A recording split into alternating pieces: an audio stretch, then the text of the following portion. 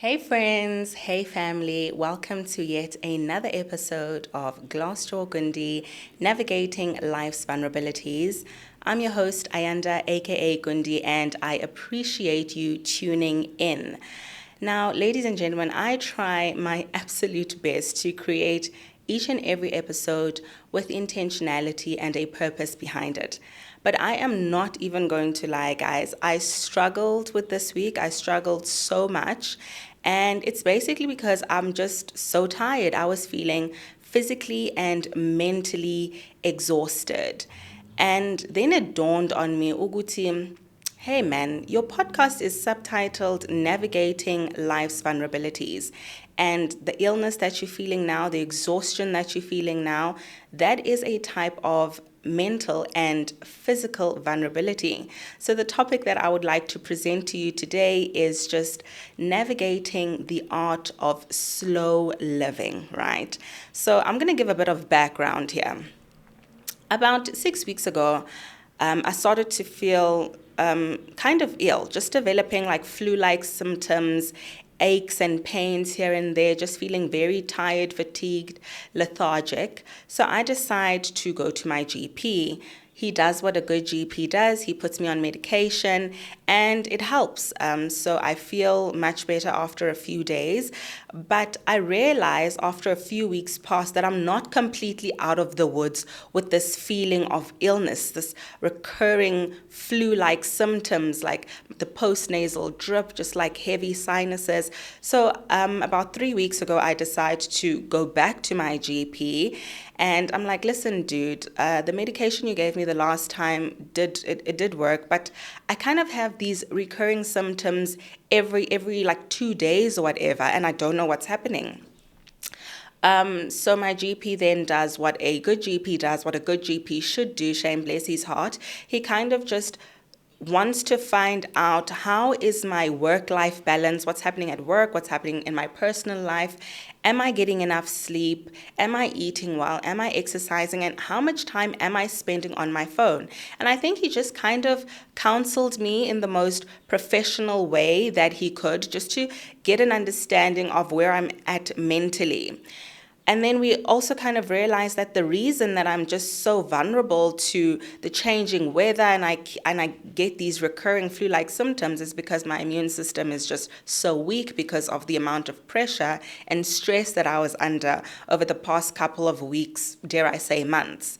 He also obviously performed a medical examination and he discovered that my vitals, such as my blood pressure, my heart rate, the iron levels, were not looking as good. Don't get me wrong, I'm 100% better now. I'm feeling much, much better. But at that time, my immune system was just so compromised and it just led me to a state of feeling unwell, like just generally feeling unwell. And I was so fatigued and so tired. So where I'm trying to get at with this story is that if we don't take care of ourselves and if we don't listen to our bodies when it's time to slow down, our bodies will make that decision for us and they will force us to slow down. And that's why I want to talk about just the importance of slowing down and navigating the art of this phenomenon called slow living. Okay, so as I'm shooting this episode right now, I'm probably going to air it sometime in mid-November. And the festive season is obviously approaching. And everyone is tired, guys. We tired from work. Like amandla awaseko. We don't want to do anything. We can't do anything. But our mind is telling us go, go, go. But our body is telling us like just slow down, slow, slow, slow. And I don't want to take away from the importance of like chasing your dreams and doing what you need to do over the festive season to work hard so that you ensure that you and your family have a great holiday season. But I just do want us to realize that the hustle culture can sometimes be toxic and always just like being on the move and chasing this high really is toxic, and it affects us mentally and physically as well. So this constant urge to just want to fill up our lives with as many experiences as possible isn't necessarily healthy. Yes, we do live in an age where we can be more productive, when we can take more trips, we can communicate more regularly and more speedily, but are those experiences genuine, and are they feeding into a more pleasurable lifestyle? Well, evidently not, because our generation of today is complaining so much about symptoms of burnout, symptoms of anxiety, as well as symptoms of depression. So I don't necessarily think that living your best life means that filling your days up with so many activities, so many extramural activities that you just don't have time to breathe. That lifestyle, that fast, superficial lifestyle, does not equate to a pleasurable life experience, because doing more doesn't necessarily mean living your best life. So that's why I am just so amazed by this phenomenon of slow living, which is basically a counterintuitive approach to this fast-paced life that has just become so consuming, and that we've just been kind of forced to delve into, just like working hard, waking up early, having a 9 to 5, and then having a 5 to 9. I mean, are you serious? How are you going to work from 9 to 5 and then you're also expected to pursue your passions after hours again? Guys, it is just way too much. And I just want to highlight just some important factors of slow living and the art of slowing down. So slow living kind of offers a calmness, and it brings clarity in a world that's just moving too fast, and everything is just super instant and rushed. And when we don't get everything done on time, it creates this feeling of inadequacy. And when we start to feel like that's a negative emotion. And that's where the mental deprecation comes into it. I hope that's the right word. But that's where our mental state starts to suffer, because we don't feel like we are doing the things that we're supposed to do in the amount of time that we're supposed to be doing it. Another important aspect of just slowing down is because we live in an economy that just prioritizes consumption. We live in an economy where you have to work really hard in order just to make a decent living so that you can pay for normal expenses like rent, food, and so many bills. And it just kind of takes away from the priorities of life. We no longer savor the moments. We no longer learn to appreciate nature and learn to appreciate our health. And that's why having a not a slow mind, not a slow mentality, no, I don't want to say that, but a slow approach to living makes you more cognizant of your surroundings and alleviates the pressures of a busy life, especially if you're living in the city. I was actually having this conversation with one of my colleagues that people who live in small towns aren't necessarily experiencing the amount of tensions and pressures and anxiety and levels of burnout that people that are living in big cities are experiencing. Now, I'm not saying we must all move to smaller towns, no, but I'm just saying that we need to develop an appreciation for slower living. And another important aspect about slow living is that it includes practices such as mindfulness, which lead to decreased anxiety levels, and it leads to less depressive episodes, and it allows you to sleep better. Guys, people are not sleeping. Like, we are having trouble sleeping at night. You wake up in the middle of the night, especially after the pandemic, and you just cannot go back to sleep. And the reason is because you most probably wake up and you scroll on your phone, and then that it creates a chemical imbalance in your mind to kind of want to stay awake and stay alert. So we've actually realized that people aren't getting enough sleep. So the art of slow living allows you to actually sleep better, because you are more mindful of your surroundings and you're more mindful of your sleep. And it's also important because you prioritize what matters the most. When you live slowly and you slow down, you have a sense of appreciation for the goals that matter most. Okay, so you don't exert too much energy on fleeting things, on fleeting goals. So you prioritize things like spending more time with the things that you cherish. That could be your loved ones, your family, your friends, and even maybe the creative passions that you want to pursue.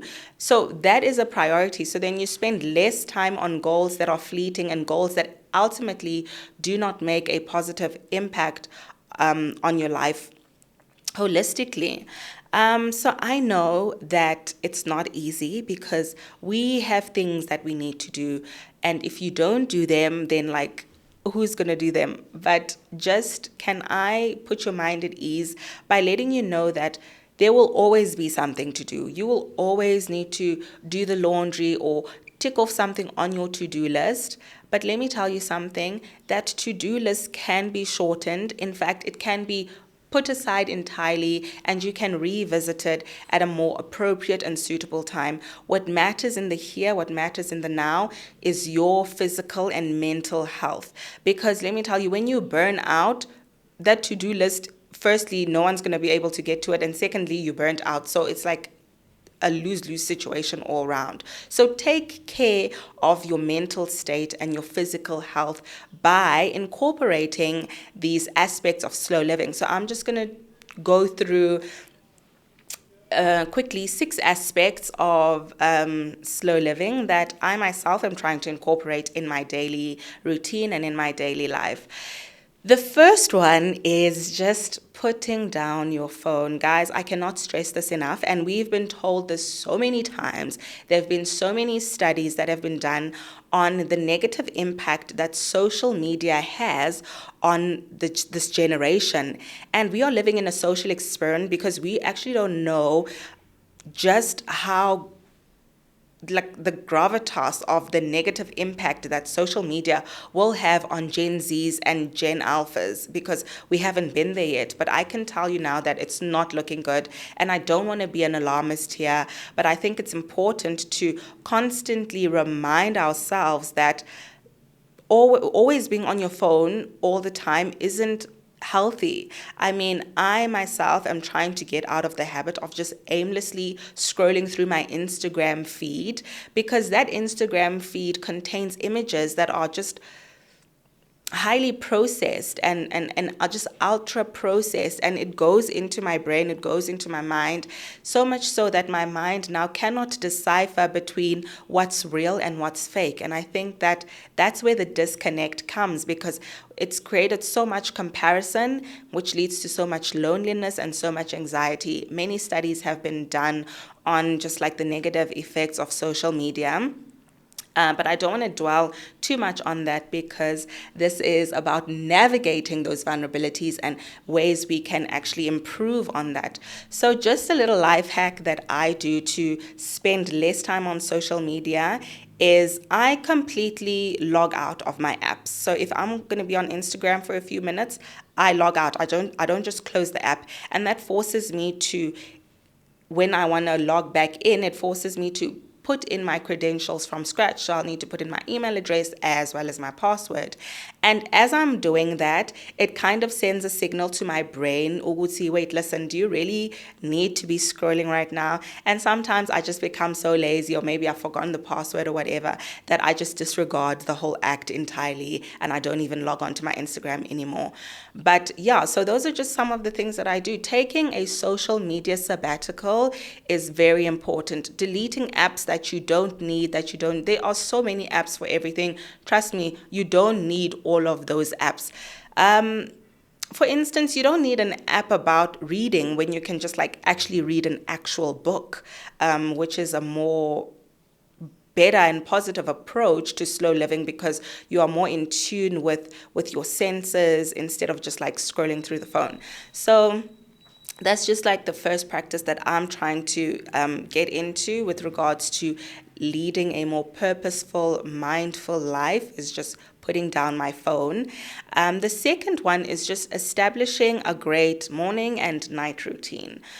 And so currently, I'm not really a morning person. If you're one of those people who wake up at 5 a.m. and you have more time in the day to do what you need to do, that's great. I commend you. I would really, really love to be one of those 5 a.m. people, but I simply can't. I don't wake up too late.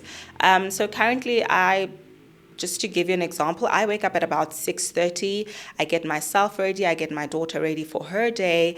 But my night routine also includes prepping for my morning routine. So my night routine includes picking out the outfits that I'm going to wear, planning my day, writing out things that I need to do for that day. And that feeds into my morning routine. And I find that when I am disciplined and I am consistent with an effective morning and a night routine, it alleviates so much pressure, guys, in the morning.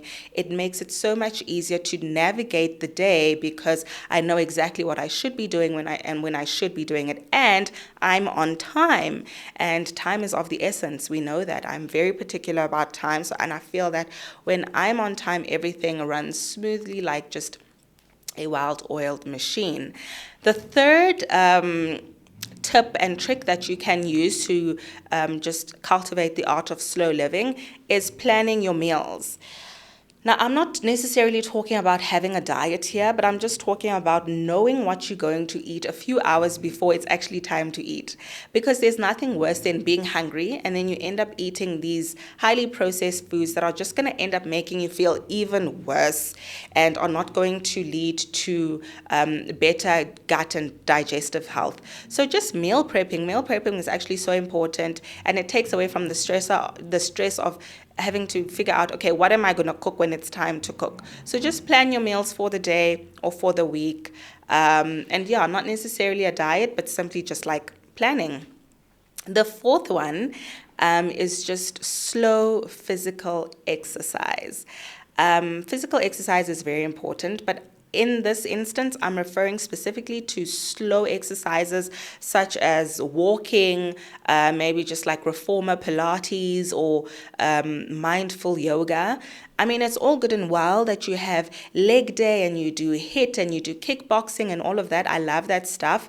But in the hopes and aim of trying to lead a more slow life, you need slow physical activity. So I'm a walker, not necessarily a runner, but I love taking my walks in my neighborhood. And what I tend to do is that I don't listen to anything while I'm on my walks, because I find that when I'm listening to something, it takes my mind to a certain place, whatever I'm listening to, whether it be a podcast or music or whatever. But listen to this podcast. So my mind is drifting off and wandering into a different world than where my physical actual body is. And that disconnect between my mind and my physical body just creates so much strife internally, and it makes my mind wander off into like a different place where it shouldn't be. So just being aware of your current surroundings, not listening to anything, just like being more aware of where your body is. When your mind is in tune with your body, it just creates harmony. And that is slow living, because you realize what is happening in and around you. And that is the art of slow living. The fifth tip in cultivating a slow lifestyle is just saying no more often. Saying no from the get-go. I'm not talking about making plans and then canceling on people last minute, because sometimes if you don't have a reasonable explanation, that can be construed as rude. So if you know that you're not up for an event or you can't meet a certain deadline, just practice the art of saying no at the beginning, and it just alleviates the tension of, constantly having this thing in the back of your mind that you have to do, but you know that you don't have the capacity and the ability to do it. But because you've committed, now it's just like stressing you in the back of your mind. So just say no more often. Say no to going out with friends, and give them an explanation in time if you have to. But yeah, just saying no to certain activities really, really, really could do wonders for a more peaceful and slow life. And the sixth tip that I want to give to you, it's something that has been wildly spoken about, is journaling. Now, I love journaling. I have a journal, but I'll be honest, I'm not diligent and disciplined in actually journaling every day. Sometimes I go through like half the month and I haven't written anything in that journal. So there's like this huge section in the month of like November or October where I haven't written anything. And that's a habit that I'm trying to break, because I find that when I do journal, oh my goodness, it provides so much perspective on my day and where I'm at in that moment. And it just allows me to appreciate how far I've come and how far and where I'm going. So journaling is a mindful exercise that can really help in slowing down your life and slowing down your thinking and your mind. So yeah, those are just the tips that I wanted to highlight about living a more slow life and just being more intentional about your actions. And just as a summation, I really wanted to do this because I know that a lot of people at this time of the year are so tired, and that exhaustion feeds, it manifests not only emotionally but physically as well. We cannot show up as our best selves because we are just so tired, or we are too sick because we live in this fast-paced, superficial life of this hustle culture.